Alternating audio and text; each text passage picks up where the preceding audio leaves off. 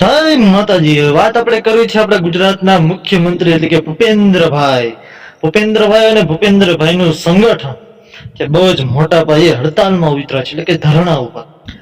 તો ધરણા ઉપર ને હડતાલ જે કરે છે ભૂપેન્દ્રભાઈ અને ભૂપેન્દ્રભાઈની સેના કે સંગઠન, તો હું આપણી હાટું કરે છે એ પણ તમને આગળ જાણવા જડશે. વિડીયોને પૂરો જોવો જોઈએ તમારે જાણવા માટે. એટલે એમ કે તમને વાત કરી તો આપણે ગાંધીનગર જે વિદ્યાર્થી જે વેદના હતી, જેને રજૂઆત કરી હતી, જે ભાષણા એની માટે કરે છે ના. પછી જે રોડ માથે ગુજરાતમાં જે રોડ માથે હાઈવે માથે જે ખાડા પડ્યા છે એમાં એક્સિડન્ટ થાય છે અને બધાને ઈજા થાય છે, આ બધા બનાવ બને છે, તો એની માટે છે ભાઈ? ના ના ના, એની માટે નથી.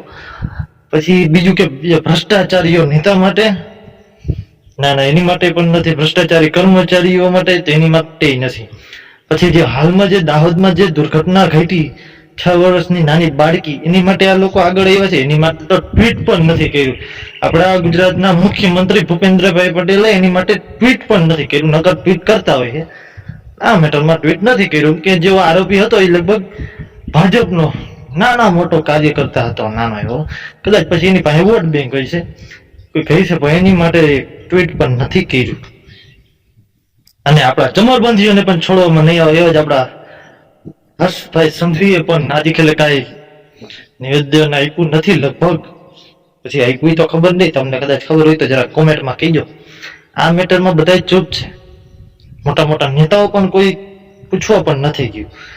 તો પછી આ ધરણા છે શેના માટે? આ ધરણા એટલે કે રાહુલ ગાંધી 2 અઠવાડિયા પહેલા કંઈક નિવેદન આપેલું હતું અમેરિકામાં.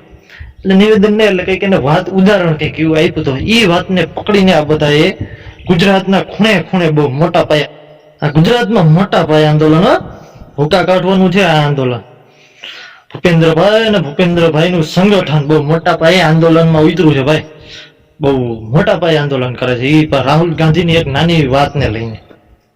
બાકીને આવી કઈ ઉપરથી છે ને, જેમ કે ગુજરાતમાં મોંઘવારી વધે છે, બેરોજગારી છે, જે ભરતીમાં ભ્રષ્ટાચાર છે, એ એક મુદ્દાને લઈને આંદોલન નથી કરવાનું. રાહુલ ગાંધી બોલ્યો તો આંદોલન કરવાનું થાય છે, ગમે એ થાય.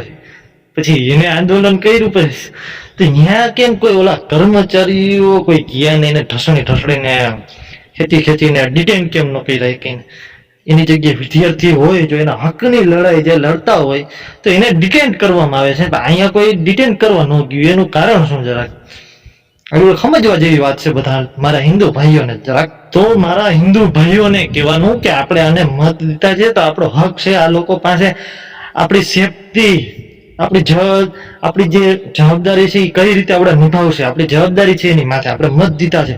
એમને એના 100 પીસ ને ખાલી ગાડીમાં પાટીએ મારવા હાટું નથી કે મુખ્યમંત્રી ગાડીમાં પાટીએ મારી નીકળી છે એના છોકરાઓને ઈવડે લોકો ખાલી પાટીએ મારવા હાટું જેને હું બે હૈડા છે. અને કંઈક રાહુલ ગાંધી બોલે એટલે સીધા જ નીકળી જાય કે પછી એની પ્રોપર્ટી વધારો કરવા માટે તો આપણે અહીંયા બેહેડા છે.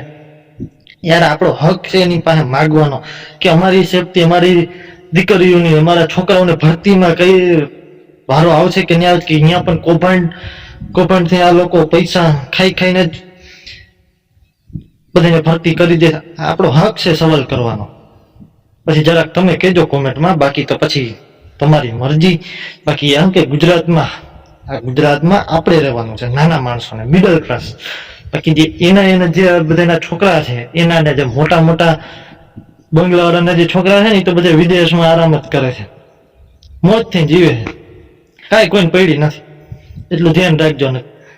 બાકી હેરાન આપણે જ થવાનું છે. એટલે આપણો હક છે એને પૂછવાનો, બધા જ મારા હિન્દુ ભાઈઓને સમજે અને વંદન. બાકી અભિનંદન. તો જય હિન્દ, જય માતાજી, જય દ્વારકાધીશ. ને બીજું, આમાં કોઈ સમાજને વિરોધ નથી કરતો. બધા સમાજે અમુકનું એક થવું જોઈએ અને એક થઈને એક અવાજે આ બધું કરવું જોઈએ. કે આ જે દાહોદમાં જે ઘટના બની, પછી બીજી જે ગાંધીનગરમાં જે, એમાં કોઈ આવશે નહીં. એટલે આપણે બધાને હિન્દુ ભાઈઓને એક થવું જોઈએ. એના માટે આપણે અવાજ ઉઠાવવો જોઈએ. આ લોકોને બીક હોય કે આપણી લીધે જ્યાં છે ત્યાં એ આપણી લીધે છે, એના કોઈ ધમતી નથી. આપણા મત થઈ ત્યાં બેઠા છે, આપણે આપણી હાટું બેડા છે. આપણું જ નહીં વિચારે તો પછી કામના શું? એ તમે મને કહીજો. તો સમજાય એને વંદન. જય માતાજી.